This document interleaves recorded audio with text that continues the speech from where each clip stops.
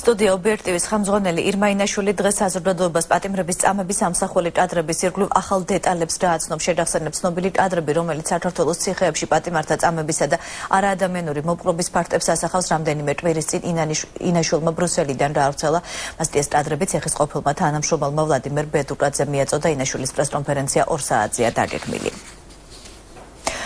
მჟავდებულ გიორგი თოდუას დეიდა რამდენიმე დღე დახმარებას ითხოვს. პატიმარი მეუღლე იზოლატორში იხდის საშილს და უმძიმეს პირობებში. ოჯახის განცხადებით მას ტუბერკულოზი აქვს და მძიმედაა დაავადებული. ოჯახს სამხარაულის სახელობის სამედიცინო ექსპერტიზის დასკვნავს, რომლის მიხედვით პატიმრის ყოფნა დახურულ სივრცეში არ შეიძლება.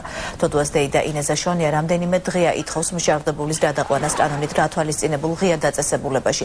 ოჯახმა დახმარების თხოვნი წერილობით როგორც სასჯელ აღსრულების დეპარტამენტს, ასევე სამინისტროს მიმართა, თუმცა ამ დრომდე არავინ შეხმიანებია.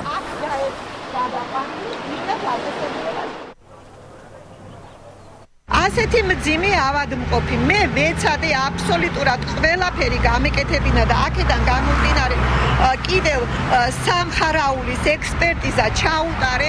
მარტო იმის გულისთვის ვიფიქრე, რომ ეს მაინც გამომადგება, რომ დახურულ ზონაში არ იყოს შეყვანილი და თხოვლობ მის კანონით დაშვებულ რომელიმე ღია დაწესებულებაში გადაყვანას. ვერ მივაღწიე.